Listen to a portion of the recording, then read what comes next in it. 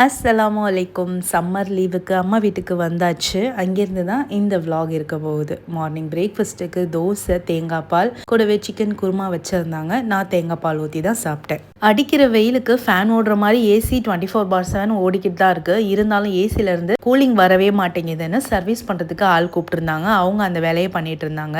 ரொம்ப நாள் கழித்து மீன் சாப்பாடு நான் சாப்பிட்றேன். ஏன்னா ரொம்ப நாளாக ஃபிஷ் எடுக்கவே இல்லை.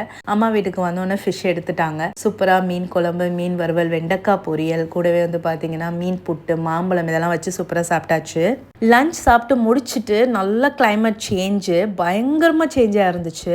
மார்னிங் அப்படி அடிச்சிச்சு வெயில், ஈவினிங் அது அப்படியே மாறி பயங்கர காற்று, மழை. சென்னையே ரொம்ப சில்லுன்னு ஆயிடுச்சு அன்னைக்கு ஈவினிங். டெரஸ் போய் கொஞ்ச நேரம் என்ஜாய் பண்ணிட்டு வந்தோம். சென்னைக்கு இந்த மழை இப்போ ரொம்ப ரொம்ப தேவை அப்படின்ற மாதிரி தான் இருந்தது.